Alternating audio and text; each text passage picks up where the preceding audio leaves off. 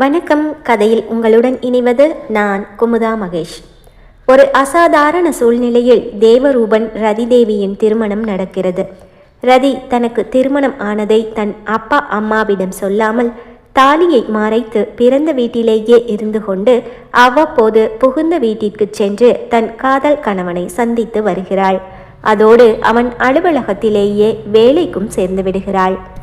ரதியின் விழிகளில் வழிந்த கண்ணீரை பார்த்த தேவா, "ஏய் செல்லம்மா, எதுக்குடி பலர?" என்று தன் கைக்குட்டையை எடுத்து அவள் கண்களை துடைத்தான். "நீங்க இப்படியெல்லாம் பேசினா நான் இங்கே இருக்கவே மாட்டேன், நான் போறேன்" என்றாள் ரதி. "நான் என்னம்மா சொன்னேன்?" என்றான் தேவா கூலாக. "அடுத்த பிறந்த நாளைக்கு உன் கூட இருப்பனோ இல்லையோன்னு ஏன் சொல்றீங்க?" என்றாள் ரதி. "அது சும்மா சொன்னேன், அதனால தானே உடனே நான் கேட்டது கிடைச்சிது. இல்லைனா இன்னும் நான் உன்கிட்ட கெஞ்சிட்டு தானே இருந்திருப்பேன்" என்றான் தேவா. "இனிமே இப்படியெல்லாம் பேசாதீங்க, பேசுனீங்கன்னா அப்புறம் நான் உங்க கூட பேசவே மாட்டேன்" என்றாள் ரதி. "என் உயிரடி நீ, உன்னை விட்டு நான் எங்கே போக முடியும்? நான் போனா நீ தான் விட்டுடுவியா?" என்று தேவா அவள் கண்களை துடைத்து அவளை தன் நெஞ்சோடு சேர்த்து அணைத்து கொண்டான்.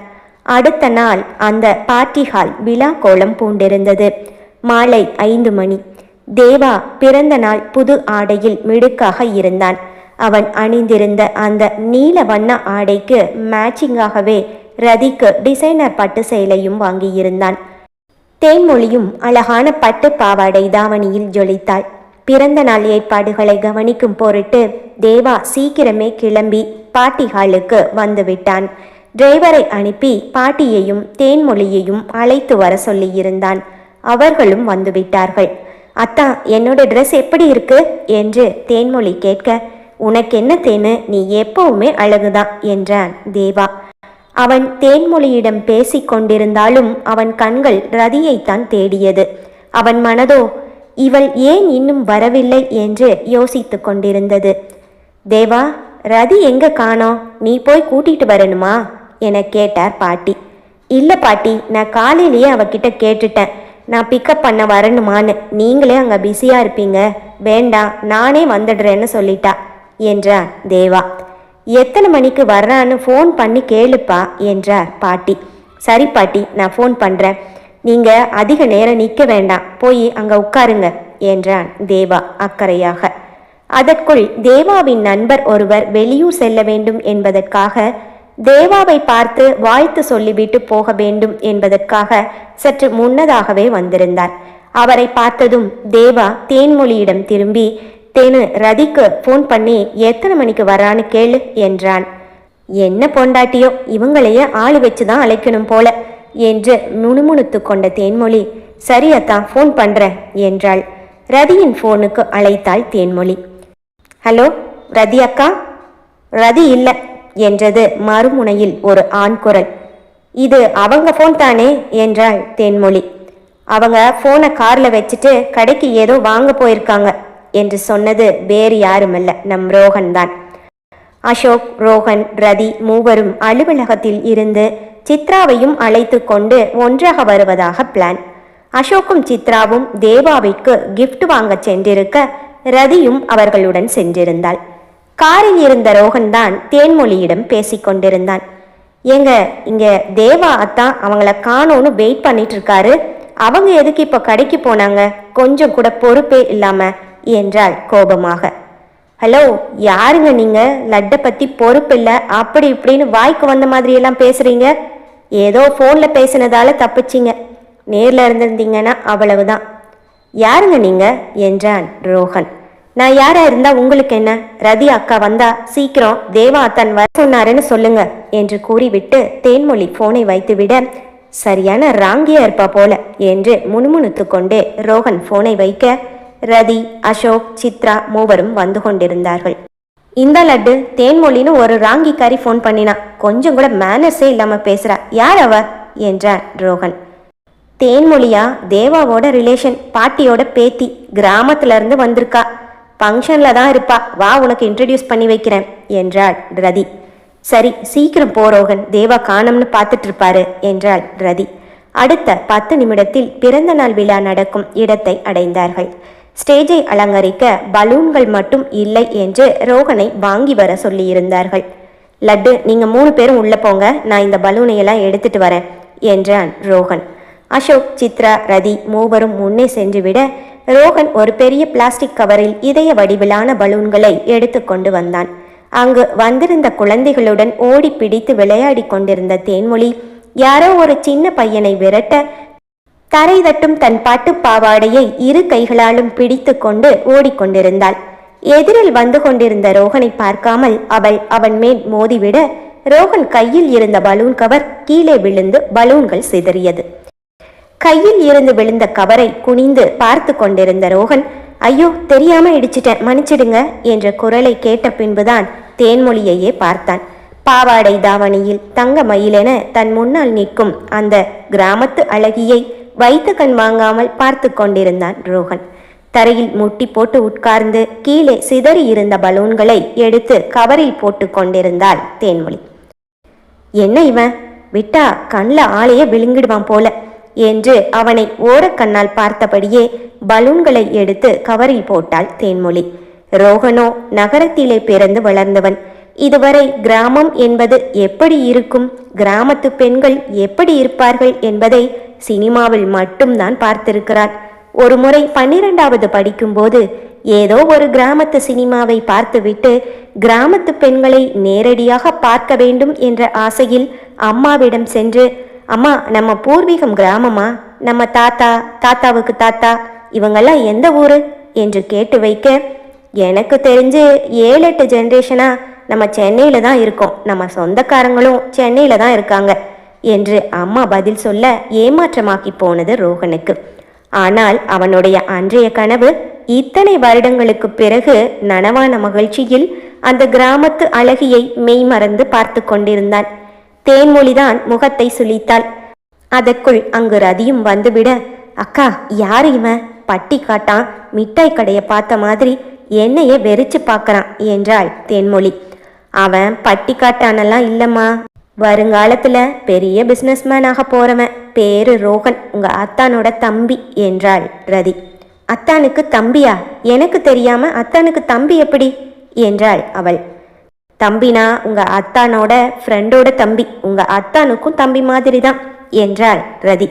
அதற்குள் தன் காலை கவனித்த தேன்மொழி, ஐயையோ அக்கா, என்னோட ஒரு கால் கொலுச காணோம் என்று எழுந்து அவள் போன இடமெல்லாம் தேடிக்கொண்டே சென்றாள். ரதியிடம் திரும்பிய ரோஹன், லட்டு யாரு இந்த பொண்ணு, ரொம்ப அழகா இருக்கா என்றான். இவதா தேன்மொழி, நீ போன்ல பேசிட்டு சொன்ன ராங்கிக்காரி என்றாள் சிரித்து கொண்டே. அது போன்ல பேசும்போது தெரியாம அப்படி சொல்லிட்டேன், நல்லவ மாதிரி தான் தெரியறா என்று கூறும்போது அவன் முகத்தில் புன்னகை.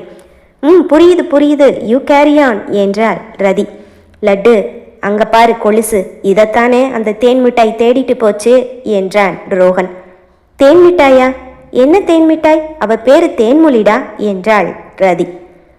அது உங்களுக்கு, எனக்கு அவ தேன் மிட்டாய் தான் என்றான் ரோஹன். என்னடா பொண்ணுங்களை பார்த்தாலே ஸ்வீட் பேரா வைக்கிற? லட்டு எனக்கு ஸ்வீட் பிடிக்கும், பொண்ணுங்களையும் பிடிக்கும், அதான் என்று கூறியவாறே தேன்மொழியின் கொலுசை எடுத்து தன் பாக்கெட்டுக்குள் போட்டுக்கொண்டு பலூன்களையும் எடுத்து கவரில் போட்டுக்கொண்டான் ரோஹன். தேவா ரதியை தேடிக்கொண்டிருந்தான். அசோக், ரதி எங்க என்றான். அதோ அங்க. ரோஹனும் ரதியும் உட்கார்ந்து கீழே விழுந்து கிடக்கிற பலூனை எல்லாம் எடுத்துட்டு இருக்காங்க பாருங்க சார் என்று அசோக் கை காட்ட தேவா ரதியை நோக்கி வந்தான். அவன் ஆடைக்கு தக்க அந்த நீல நிற டிசைனர் சில்க் புடவை அவளின் அழகை இன்னும் 1000 மடங்கு அதிகப்படுத்தியது. ரதியை பார்த்ததும் மயங்கிவிட்டான் தேவா. பேச்சு வரவில்லை அவனுக்கு. அழகான புடவை, அளவான மேக்கப்பில் நட்சத்திரமாய் ஜொலித்தாள் ரதி. செல்லம்மா, இந்த புடவை உனக்கு ரொம்ப அழகா இருக்கு என்றான் தேவா. குனிந்து பலூனை எடுத்து கொண்டிருந்த ரோஹனும் ரதியும் ஒரே நேரத்தில் நிமிர்ந்து தேவாவை பார்க்க ரதி புன்னகைத்தபடியே எழுந்து தேவாவின் பக்கத்தில் நின்றாள். ரோஹன் ரதியையும் தேவாவையும் மாறி மாறி பார்த்தான். என்ன லட்டு, செல்லம்மாதான் உன் பேரா என்று கிண்டல் செய்துவிட்டு, இன்னைக்கு அண்ணா முன்னியும் மேட்சிங்கா, ஐயோ ஏன் கண்ணே பட்டுடும் போல இருக்கே என்று கிளவி போல தன் கையை மடித்து இருவரின் நெற்றியை தடவி நெட்டி முறித்தான் ரோஹன். 2 பேரும் அப்படியே நின்னுங்க, ஒரு போட்டோ எடுத்துக்கிறேன் என்று தன் மொபைலை எடுத்தான் ரோஹன். அவன் அப்படி சொல்லவும் தேவா அவளை நெருங்கி நின்று அவள் தோளில் கை போட்டபடி நின்று போட்டோவுக்கு போஸ் கொடுக்க, அண்ணா இது பெர்ஃபெக்ட், அப்படியே இருங்க என்று ரோஹன் தன் போனில் ஜூம் செய்து கொண்டிருக்க, எல்லாரும் வர ஆரம்பிச்சிட்டாங்க, வேண்டாம் என்று ரதி விலக முயல தேவா அவள் தோளை விடாமல் அழுத்தி பிடித்து நின்றதில் அவள் தோள்பட்டை வலித்தது. இன்னைக்கு என்னோட பர்த்டே, ஞாபகம் இருக்கா? என டிசப்பாயிண்ட் பண்ணாத என்று தேவாவின் முகம் மாறுவதை பார்த்ததும் அமைதியாகி போனாள் ரதி. அதற்குள் எங்கிருந்தோ ஓடி வந்த தேன்மொழி தேவாவின் இன்னொரு புறம் அவனை ஒட்டி நின்றாள். நானும் வரேன் போட்டோவுக்கு என்று கூறியபடியே. ரதிக்கு சிரிப்பு வர தேவா ரோஹனுக்கு கண்களால் சைகை செய்ய, ஏய் தேன்மிட்டாய் தள்ளி நில்லு, முதல்ல புருஷன் பொண்டாட்டி, அப்புறம் நீயும் நின்னு என்றான் ரோஹன். ரோஹன் இப்போ 3 பேரையும் எடுத்துட்டு அப்புறமா எங்க 2 பேரை மட்டும் எடு என்றார் ரதி. பக்கத்தில் வந்து நின்ற தேன்மொழியை வேண்டாம் என்று சொல்ல மனமில்லாது. முதலில் மூவரும் இருக்கும் போட்டோ, பின் தேன்மொழியை விட்டுவிட்டு தேவா ரதி இருவரின் போட்டோக்களை அழகாக எடுத்திருந்தான் ரோஹன். போனை வாங்கி பார்த்த தேவா, பிசினஸ் கத்துக்கிறையோ இல்லையோ இதெல்லாம் நல்லா கத்து வச்சிருக்கடா என்று அவனை பாராட்டி விட்டு சென்றான். அப்படியே ரதியின் தோளில் கை போட்டபடியே அவளை பார்ட்டி ஹாலின் மேல் தளத்தில் இருந்த அறைக்கு அழைத்து சென்றான். அறைக்கு அழைத்து சென்றவன், இதோ பாரு செல்லம்மா, இன்னைக்கு ஃபங்க்ஷன் முடிகிற வரைக்கும் நீ என் பக்கத்திலே தான் இருக்கணும். நான் கேக் கட் பண்ணும்போது நீ என் பக்கத்தில் தான் இருக்கணும். கூட்டத்தில் அவங்க பார்த்துடுவாங்க இவங்க பார்த்துடுவாங்கன்னு எங்கேயாவது எஸ்கேப் ஆனேன்னா அப்புறம் இந்த பர்த்டேவே நடக்காது என்றான் அவள் கன்னத்தில் கை வைத்தபடியே. நான் எங்கேயும் போக மாட்டேன், உங்கள் கூடவே தான் இருப்பேன் என்றாள் ரதி. தேங்க்ஸ் என்றவன், ஆமாம் பர்த்டே அன்னைக்கு நீங்கள் என்ன முழுசாக நம்புவீங்கன்னு சொன்னியே, இப்போ சொல்லு அது என்னன்னு. ஓ, அதை கேக்கு தான் என்னை தனியாக கூட்டிகிட்டு வந்தீங்களா? இன்னும் உங்கள் பர்த்டே முடியலையே, வெயிட் பண்ணுங்க என்றாள் ரதி. சரி வாங்க கீழே போகலாம், உங்களை தான் வரவங்க எல்லாரும் கேட்பாங்க என்றதும் தேவா வெளியே கிளம்ப, பர்த்டே பாய்க்கு இது என்னோட கிஃப்ட் என்று அவன் 2 கன்னங்களிலும் முத்தத்தை பதித்து, இப்போ போகலாம் வாங்க என்றாள் ரதி. பிறந்தநாள் விழா ஆரம்பிக்க இன்னும் அரை மணி நேரம் இருந்தது. ரோஹன் பலூன்களை ஊதி ஒட்டி கொண்டிருந்தான். பலூனை எடுக்க திரும்பியவன், ஏய் தேன்மிட்டாய் இங்கே வா, கொஞ்சம் ஹெல்ப் பண்ணு என்றான் தேன்மொழியிடம். தேன்மிட்டாய் இல்லை, தேன்மொழி என் பேர் என்றாள் அவள். தெரியும் தெரியும், இந்த பலூனையெல்லாம் ஊதிக்கொடு என்றான். இதெல்லாம் உங்க வேலை, என்னால முடியாது என்றாள் தேன்மொழி. தன் பாக்கெட்டில் இருந்து அவள் கொலுசை எடுத்து ஆள்காட்டி விரல் பெருவிரல் 2 விரல்களில் பிடித்து கொலுசை ஆட்டினான் ரோஹன். என்னோட கொலுசு உங்ககிட்ட எப்படி வந்துச்சு, கொடுங்க முதல்ல என்று அவள் கொலுசை பிடுங்க வர அதை டிஷர்ட்டுக்குள் அணிந்திருந்த இன்னொரு ஃபுல் நெக் ஸ்லீவ்லெஸ் டிஷர்ட்டுக்குள் போட்டுக்கொண்டான் ரோஹன். வேணும்னா எடுத்துக்கோ என்றான். நீங்கள் இப்போ எடுத்து கொடுக்கலன்னா அத்தான் கிட்ட சொல்லிடுவேன் என்றாள் சினுங்கியபடியே. யார்கிட்ட வேணும்னாலும் சொல்லு, போய் போலீஸை வேணும்னாலும் கூட்டிட்டு வா, இந்த ரோஹன் பயப்பட மாட்டான். இந்த பலூனையெல்லாம் ஊதி எனக்கு ஹெல்ப் பண்ணு, டைம் ஆச்சு, ஃபங்க்ஷன் இப்போ ஆரம்பிச்சிடும், அதனால தான் சொல்கிறேன். ஹெல்ப் பண்ணினா உன் கொலுசு கிடைக்கும், இல்லைனா சேட்டு கடையில் கொண்டு போய் வித்துட்டு போய்கிட்டே இருப்பேன் என்றான் ரோஹன். வேறு வழியின்றி தேன்மொழி பலூன்களை ஊதி கொடுக்க ரோஹன் அதை அலங்கரித்தான். அதற்குள் ரதி, சித்ரா, ரேணுவும் வந்துவிட வேலை சீக்கிரமே முடிந்துவிட்டது. தேன்மொழியை அதற்கு மேல் கெஞ்ச விடாமல் அவள் கொலுசை அவளிடமே திருப்பி கொடுத்தான் ரோஹன். தேவாவின் அலுவலக ஊழியர்களும் நண்பர்களும் சூழ்ந்திருக்க டேபிளில் ஹாப்பி பர்த்டே தேவரூபன் என்ற பெயர் எழுதப்பட்டு அலங்கரிக்கப்பட்ட கேக் வைக்கப்பட்டிருந்தது. நீண்ட நாட்களுக்கு பிறகு சந்தித்த தன் நண்பர்களுடன் பேசி சிரித்து கொண்டிருந்தான் தேவா. ரதியிடம் வந்த அசோக், ரதி தேவா கிட்ட சொல்ல எல்லாம் ரெடியா இருக்கு என்றான். சரி என்று தலையாட்டிய ரதி தேவாவிடம் வந்தாள். டைம் ஆச்சு, ஃபங்க்ஷன் ஆரம்பிக்கலாம் என்று கூறிய ரதியின் மேல்தான் அங்கிருந்த அத்தனை இளைஞர்களின் பார்வையும் விழுந்திருந்தது. ஓகே அப்புறம் பார்க்கலாம், ஃபங்க்ஷன் முடிச்சிட்டு சாப்பிட்டுட்டு தான் போகணும் என்று அவர்களிடம் கூறிவிட்டு ரதியுடன் நடந்தான் தேவா. அவர்கள் இருவரையும் சேர்த்து பார்த்த அத்தனை பேரின் பார்வையும் அவர்கள் மேல்தான் நிலைகுத்தி நின்றது. தேவாவின் பக்கத்தில் பாட்டி, தேன்மொழி, ரோஹனின் அண்ணன் பார்த்திபன் மற்றும் தேவாவின் மிக முக்கிய நண்பர்கள் அனைவரும் சூழ்ந்திருக்க ரதி அலுவலக ஊழியர்களோடு சேர்ந்து நின்றிருந்தாள். கேக்க கட் பண்ணுப்பா என்று பாட்டி கூற தேவாவின் கண்கள் ரதியை தேடியது. அவள் யாரோ ஒருத்தியைப் போல கூட்டத்தோடு சேர்ந்து நிற்பதை பார்த்த தேவா ரோஹனை அழைத்து விஷயத்தை சொல்ல அவனிடம் தலையாட்டிவிட்டு ரதி இருக்கும் இடத்திற்கு ஓடிய ரோஹன், லட்டு பர்த்டே அதுவுமா, அண்ணா கிட்ட அடி வாங்கணுமா, ஒழுங்கா வந்து அவர் பக்கத்துல நில்லு என்றான். இத்தனை பேர் முன்னாடி நான் எப்படி என்றாள் ரதி. நீ அங்க வந்த பிறகுதான் அண்ணா கேக்கே கட் பண்ணுவேன்னு சொல்லிட்டாரு, அப்புறம் உன் இஷ்டம் என்றான் ரோஹன். ரதி தேவாவை பார்க்க அவனும் வா என்று தன் கண்களாலேயே அழைத்தான். ரதி மேடைக்கு சென்று தேவாவின் பக்கத்தில் நின்ற பாட்டியிடம் நின்று கொண்டாள். பிறந்த நாள் பாடல் பாட தேவா கேக்கை வெட்டினான். முதல் வாய் கேக்கை பாட்டிக்கு அவன் ஊட்டிவிட பாட்டி அவனுக்கும் சிறிது எடுத்து ஊட்டினார். அடுத்து அவன் கண்கள் ரதியைத்தான் தேடியது. இத்தனை பேர் இருக்க அவனிடம் உரிமையாய் நடந்து கொண்டால் எல்லோரும் என்ன உறவு என்று கேட்பார்களே என்ற பயம் ரதிக்கு. அவள் விலக முயன்றாலும் அவன் விடவில்லை. பாட்டிக்கு அடுத்து ரதிக்குத்தான் கேக்கை ஊட்டினான். அவளும் ஓரத்தை கிள்ளி அவன் வாயில் வைத்து ஹாப்பி பர்த்டே என்றாள். அலுவலகத்தில் இருந்து வந்தவர்களிடையே ஒரு சிறு சலசலப்பு. இந்த பொண்ணு சார் குடும்பத்துக்கு வேண்டியவளா இருப்பா போல இருக்கே, சார் பாட்டியும் அவகிட்ட சிரிச்சு சிரிச்சு பேசுறாங்க என்று அவர்கள் பேசிக்கொள்ள, ஐயோ இது தெரியாம இவளை நான் திட்டி இருக்கேனே என்று ரிசப்ஷனிஸ்ட் முணுமுணுத்து கொண்டாள். பிறந்த நாள் விழா முடிந்ததும் அனைவருக்கும் இரவு உணவு ஏற்பாடு செய்யப்பட்டு இருந்தது. அந்த அலங்கார மின் விளக்குகளின் ஒளியும் மிதமான சங்கீதத்தின் ஒளியும் ஒரு ரம்யமான சூழலை உருவாக்க பஃபேயில் எல்லோரும் தங்களுக்கு வேண்டிய உணவை ருசித்து கொண்டிருந்தார்கள். அவ்வப்போது தன் களைந்திருந்த தலை கேசத்தை கோதிக்கொண்டிருந்த தேவா வந்திருந்த எல்லோரிடமும் நன்றாக உணவருந்துமாறு மரியாதை நிமித்தமாக பேசிக்கொண்டிருந்தான். அவன் ஒவ்வொருவராக சென்று பேசிக்கொண்டிருக்க அவன் கண்கள் ரதியைத்தான் தேடிக்கொண்டிருந்தது. நம்பிக்கை வர்ற மாதிரி அப்படி என்னதான் செய்ய போறா? அவன் மனதில் அதே யோசனைதான் ஓடிக்கொண்டிருந்தது. கேட்டாலும் சொல்ல மாட்டேங்கிறா, ஆனா எந்த டென்ஷனும் இல்லாம கூலாதான் சிரிச்சு பேசிட்டு இருக்கா.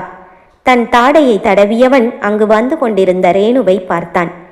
ரேணுகா, ஒரு நிமிஷம் இங்க வாங்க என்றான். ரேணு அவனிடம் வந்தாள்.